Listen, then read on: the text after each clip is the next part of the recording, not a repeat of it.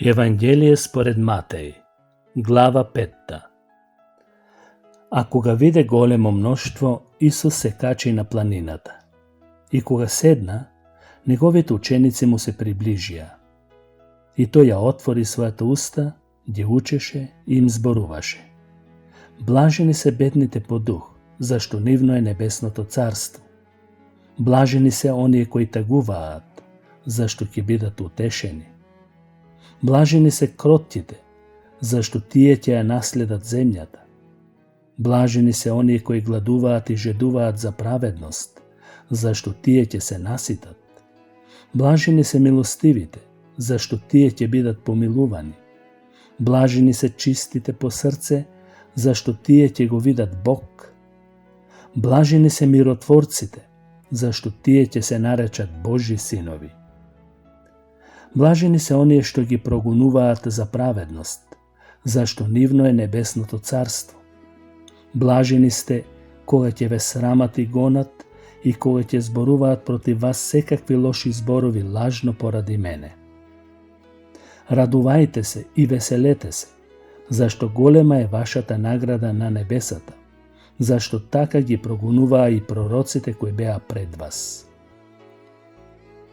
Вие сте солта на земјата, но ако солта облутави, со што ќе се осоли? Таа не вреди веќе за ништо, освен да се фрли надвор и изгази од луѓето. Вие сте светлината на светот. Град изграден на врв планина не може да се сокрие, ниту запалена светилка се става под сад, туку на светилник и им свети на сите кои се во куќата. Така нека свети и вашата светлина пред луѓето, за да ги видат вашите добри дела и да го прослават вашиот татко кој е на небесата. Немојте да мислите дека дојдов да ги укинам законот или пророците. Не дојдов да ги укинам, туку да ги исполнам, зашто вистина ви велам. Додека постојат небото и земјата, ниту една црта или точка од законот нема да пропадне, додека не се исполни се.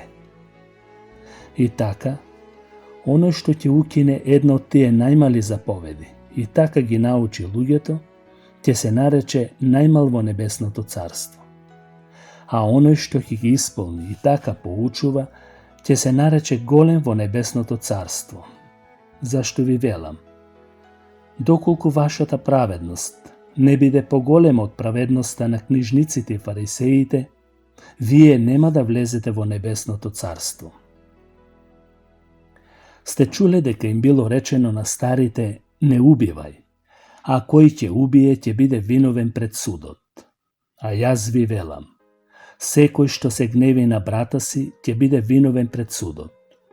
А кој ќе му рече на брата си празноглавец, ќе биде виновен пред Синедрионот. А кој ќе му рече безумнич, ќе биде виновен за воогнениот пекол.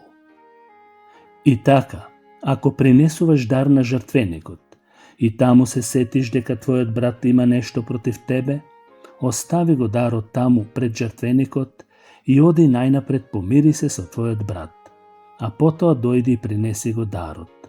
Помири се со твојот противник бргу, уште додека си на пат со него, за да не те предаде противникот на судијата, а судијата на служителот и да те фрлат во темница. Вистина ти велам, нема да излезеш оттаму се додека не ја дадеш и последната пара. Сте слушнале дека им било речено на старите не прави прељуба.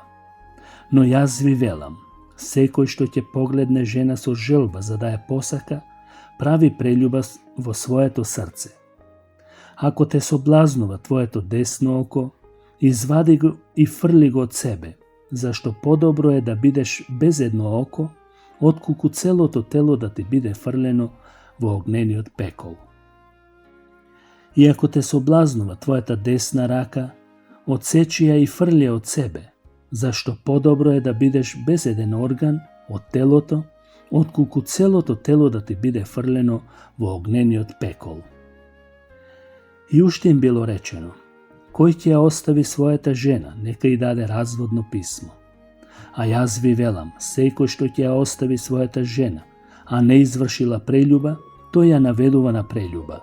и кој ќе се ожени со така разведена, тој врши прелюба. А сте слушнале уште дека им било речено на старите, не се колни лажно, туку исполни ги своите заклетви пред Господ. Но јас ви велам, не колнете се воопшто, ни во небото, зашто тоа е Божји престол, ни во земјата, зашто е подножје на неговите нозе, ниту пак во Ерусалим, зашто е град на возвишениот цар. Не колни се ни во својата глава, зашто не можеш ниту едно влакно да го направиш бело или црно, но вашиот збор да биде да, да, не, не. Се што е повеќе од тоа, доаѓа од лукавиот. Сте чуле дека е речено око за око и зап за зап. А јас ви велам, не противете му се на злиот.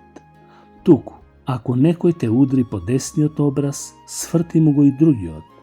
И ако некој сака да се суди со тебе и да ти ја земе кошулата, остави му ја и горната облека.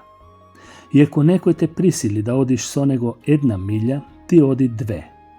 Дај му на оној што бара од тебе. И ако некој сака да ти позајми нешто, не одвраќај го. Сте чуле дека е речено, сакај го својот ближен, а мрази го непријателот. А јас ви велам, сакајте ги своите непријатели и молете се за оние кои ве гонат, за да бидете синови на вашиот татко кој е на небесата. Зашто тој го остава неговото сонце да грее над лошите и над добрите, и им испраќа дожд на праведните и неправедните. Зашто ако ги сакате само оние кои ве сакаат вас, каква награда ќе добиете? Не го прават ли тоа и цариниците? И ако ги поздравувате само своите браќа, што правите повеќе од другите? Не го прават ли тоа и другите народи? Бидете и вие совршени, како што е совршен вашиот татко кој е на небесата. Амин.